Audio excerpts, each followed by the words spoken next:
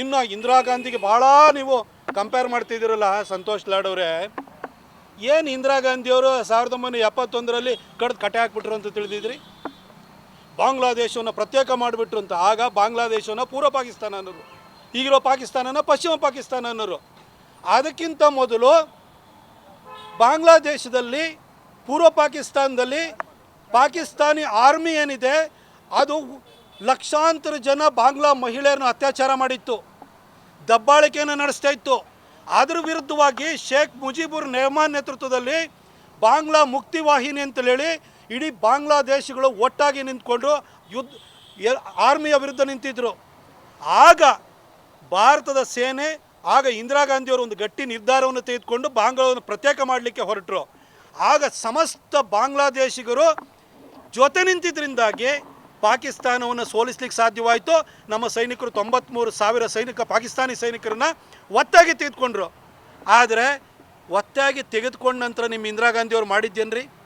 ಅಲ್ಲಿವರೆಗೂ 54 ಜನ ಭಾರತೀಯ ಯೋಧರು ಯುದ್ಧ ಖೈದಿಗಳಾಗಿ ಪಾಕಿಸ್ತಾನ ಜೈಲಲ್ಲಿದ್ದರು. ಈ 93,000 ಜನನ ಬಿಟ್ಕೊಡೋ ಮೊದಲು ಆ 54 ಜನನ ಕಳಿಸ್ಬೇಕು ವಾಪಸ್ಸು ಅಂತ ಒಂದು ಕಂಡೀಷನ್ ಹಾಕ್ಲಿಕ್ಕಾಗಲಿಲ್ಲ ನಿಮ್ಮ ಇಂದಿರಾ ಗಾಂಧಿಗೆ. ಯುದ್ಧವನ್ನು ನಮ್ಮ ಸೈನಿಕರು ಗೆದ್ದರು, ಆದರೆ ಯುದ್ಧದ ಗೆಲುವನ್ನು ಹಾಳು ಮಾಡಿದ್ದು ನಿಮ್ಮ ಇಂದಿರಾ ಗಾಂಧಿ.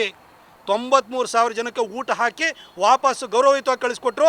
54 ಜನ ಯುದ್ಧ ಖೈದಿಗಳನ್ನು, ಭಾರತೀಯ ಯುದ್ಧ ಖೈದಿಗಳನ್ನು ವಾಪಸ್ ಕರ್ಕೊಬರೋಕ್ಕಾಗಲಿಲ್ಲ.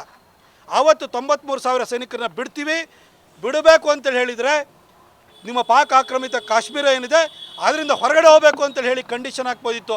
ಆ ಕಂಡೀಷನ್ ಹಾಕುವಂಥ ಛಾತಿಯನ್ನು, ಎದೆಗಾರಿಕೆಯನ್ನು, ದಾಡಿಸಿತನನ್ನು ಇಂದಿರಾ ಗಾಂಧಿ ತೋರಲಿಲ್ಲ. ಅಷ್ಟು ಮಾತ್ರ ಅಲ್ಲ, ಈ ಕಡೆ ಪೂರ್ವ ಪಾಕಿಸ್ತಾನದ ಜೊತೆಗೆ ಪಶ್ಚಿಮ ಪಾಕಿಸ್ತಾನ ಅಂದರೆ ಈಗಿರೋ ಪಾಕಿಸ್ತಾನದ ಮೇಲೆ ನಮ್ಮ ಸೈನಿಕರು ಲಾಹೋರ್ವರೆಗೂ ಹೋಗಿದ್ರು. ಸುಮಾರು 15,000 ಸ್ಕ್ವೇರ್ ಕಿಲೋಮೀಟ್ರ್ ಒಳಗಡೆ ಹೋಗಿ ಕಬ್ಜಾ ಮಾಡಿದ್ರು. ಅದನ್ನು ಬಿಟ್ಕೊಟ್ಟು ಬಂದ್ರಿ, ಅದನ್ನು ಉಳಿಸ್ಕೊಳ್ಳಿಲ್ಲ. ಯಾವ ಇಂದಿರಾ ಗಾಂಧಿ ಬಗ್ಗೆ ಮಾತಾಡ್ತಾ ಇದ್ದೀರಿ? ಆದರೆ ನರೇಂದ್ರ ಮೋದಿಯವ್ರ ಬಗ್ಗೆ ಮಾತಾಡಬೇಕಾದ್ರೆ ಸ್ವಲ್ಪ ಇತಿಹಾಸದ ಜ್ಞಾನ ಇರಬೇಕು. ಇವತ್ತು ನರೇಂದ್ರ ಮೋದಿಯವರು ಪಾಕಿಸ್ತಾನದ 11 ಏರ್ಫೀಲ್ಡ್ಗಳನ್ನು ಇವತ್ತು ನಮ್ಮ ಸೈನಿಕರು ನಾಶ ಮಾಡಬೇಕಾದ್ರೆ ನರೇಂದ್ರ ಮೋದಿಯವರು ಎಂಥ ರಿಸ್ಕನ್ನು ತೊಗೊಂಡು ಎಂಥ ಎದೆಗಾರಿಕೆಯನ್ನು ತೋರಿದ್ದಾರೆ ಅಂತೇಳಿ ಹೇಳಿದರೆ, ಅವತ್ತು ಬಾಂಗ್ಲಾದೇಶದಲ್ಲಿ ಸಮಸ್ತ ಬಾಂಗ್ಲಾದೇಶಿ ಜನರು ನಮ್ಮ ಸೈನ್ಯದ ಪರವಾಗಿ ನಿಂತಿದ್ದರು, ಪಾಕಿಸ್ತಾನ ಸೈನ್ಯದ ವಿರುದ್ಧವಾಗಿದ್ದರು. ಆದರೆ ಇವತ್ತು ಪಾಕಿಸ್ತಾನದಲ್ಲಿ 24 ಕೋಟಿ ಮುಸಲ್ಮಾನರು ಪಾಕಿಸ್ತಾನಿ ಸೈನಿಕರ ವಿರುದ್ಧ ಇದ್ದಾರೆ. ಅಲ್ಲಿ ನಮ್ಮವ್ರು ಹೋಗಿ 11 ಏರ್ಫೀಲ್ಡ್ಗಳನ್ನ ಹೊಡೆದಾಕಿದ್ದಾರೆ. ಅವರ ನ್ಯೂಕ್ಲಿಯರ್ ಇನ್ಸ್ಟಾಲೇಷನ್ ಮೇಲೆ ದಾಳಿಯಾಗಿದೆ. 24 ಕೋಟಿ ಪಾಕಿಸ್ತಾನಿಯರು ಪಾಕಿಸ್ತಾನಿ ಸೈನಿಕರ ವಿರುದ್ಧ ಇದ್ದಾರೆ. ಇಂಥ ಹಾಸ್ಟೈಲ್ ಸಿಚುವೇಷನಲ್ಲಿ ಅಲ್ಲಿ ಹೋಗಿ ಹೊಡೆದಿದ್ದಾರೆ. ಅಷ್ಟು ಮಾತ್ರ ಅಲ್ಲ, ಭಾರತದಲ್ಲಿ ಇನ್ನೂ 25 ಕೋಟಿ ಮುಸಲ್ಮಾನರಿದ್ದಾರೆ. ಅವರು ಪಾಕಿಸ್ತಾನದ ಬಗ್ಗೆ ಬಹಳ ಜನ ಸಹಾನುಭೂತಿ ಇಟ್ಕೊಂಡಿದ್ದಾರೆ. ಇವ್ರನ್ನೂ ಹದ್ದು ಬಸ್ತಿನಲ್ಲಿ ಇಡಬೇಕು, ಅಲ್ಲಿ 24 ಕೋಟಿ ಪಾಕಿಸ್ತಾನಿಯರ ಬೆಂಬಲವನ್ನು ಪಡ್ಕೊಂಡಿರೋಂಥ ಪಾಕಿಸ್ತಾನಿ ಆರ್ಮಿಯನ್ನು ಮಟ್ಟ ಹಾಕಬೇಕು. ಇಂತಹ ಒಂದು ಪರಿಸ್ಥಿತಿಯಲ್ಲಿ ಕೆಲಸ ಮಾಡ್ತಾ ಇದ್ದಾರೆ ಮೋದಿಯವರು.